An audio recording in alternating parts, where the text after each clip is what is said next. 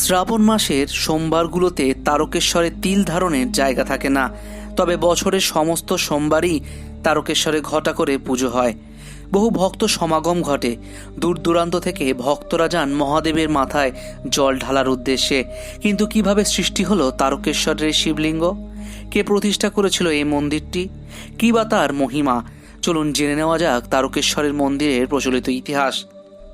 যারা প্রথমবার এই ভিডিওটি দেখছেন তাদের কাছে আমার অনুরোধ যে চ্যানেলটি সাবস্ক্রাইব করে বেল আইকনটি ক্লিক করে রাখুন পরবর্তীকালে সবার প্রথম ভিডিও পাওয়ার জন্য।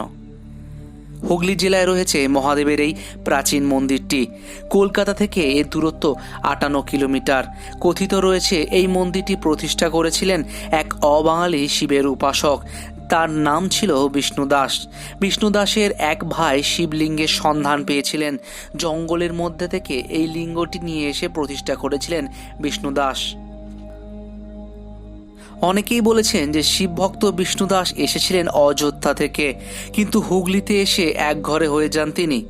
স্থানীয়রা তাকে ঠিক করে ভালো চোখে দেখতেন না, এমনকি তার ওপর চলত অত্যাচার ও নিপীড়নও। এই কষ্ট থেকে উদ্ধার পাওয়ার জন্য মহাদেবকে ডাকতে থাকেন তিনি। এই সময় বিষ্ণু দাসের এক ভাই দেখতে পান জঙ্গলের মধ্যেই একটি পাথর খণ্ড রয়েছে। গরুরা প্রতিদিন এসে ওই খণ্ডের ওপর দুধ দান করে যায়। বাড়িতে এসে দাদাকে সব বলেন তিনি। তখনই স্বপ্নাদেশ পান বিষ্ণু দাস। স্বপ্নে মহাদেব নির্দেশ দেন ওই পাথরটি তার রূপ। এরপর বিষ্ণু জঙ্গলের মধ্যে মহাদেবের মন্দির তৈরি করেন। শিবের তারকেশ্বরের রূপে পূজিত হতে থাকেন মহাদেব। তবে আজকের তারকেশ্বরের মন্দির অবশ্য মল্ল রাজাদের হাতে তৈরি। শোনা যায় স্বপ্নদিষ্ট হয়ে মল্লরাজ ভারামল্ল 1729 এখানে মন্দির তৈরি করেন। রাজবাড়ি থেকে তারকেশ্বর মন্দিরের দূরত্ব প্রায় 3 কিলোমিটার।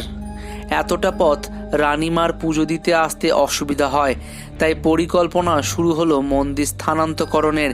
কিন্তু শেষ পর্যন্ত আর পুরনো মন্দির ছেড়ে যেতে চাননি মহাদেব, তাই রাজবাড়ির কাছে নতুন মন্দির নির্মাণ করেন মহারাজ।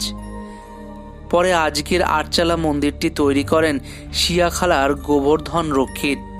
শিবলিঙ্গ ছাড়াও মন্দিরে রয়েছে বাসুদেব ও ব্রহ্মা।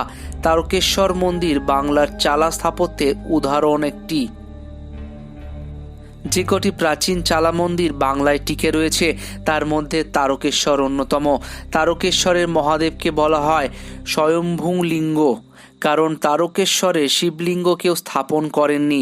অন্যদিকে গঙ্গার পালল ভূমিতে ওই ধরনের পাথর মেলাও মুশকিল, তাই মনে করা হয় শিব এখানে স্বয়ং আবির্ভূত হয়েছিলেন। মন্দির সংলগ্ন দুধ পুকুরে স্নান করে বাবা তারকনাথের পুজো দেন সাধারণ মানুষ। ভক্তদের বিশ্বাস দুধ পুকুরের জলে অলৌকিক শক্তি আছে। এখানে স্নান করে পুজো দিলে আরোগ্য প্রাপ্তি হয়। মহাশিবরাত্রি ও চৈত্র সংক্রান্তিতে তারকেশ্বর মন্দিরে বিশেষ উৎসব হয়। প্রতি সোমবার হয় বিশেষ পুজো। তবে শ্রাবণের সোমবারগুলিতে লক্ষ লক্ষ ভক্ত সমাগমে মেতে ওঠে এই মন্দির প্রাঙ্গণটি। তাহলে বন্ধুরা, আজকের ভিডিওটি সম্পর্কে যদি কোনো মতামত থেকে থাকে অবশ্যই কমেন্ট করে জানাতে ভুলবেন না। দেখা হচ্ছে আপনাদের সাথে ঠিক পরবর্তী ভিডিওতে। ভালো থাকবেন সবাই বন্ধুরা।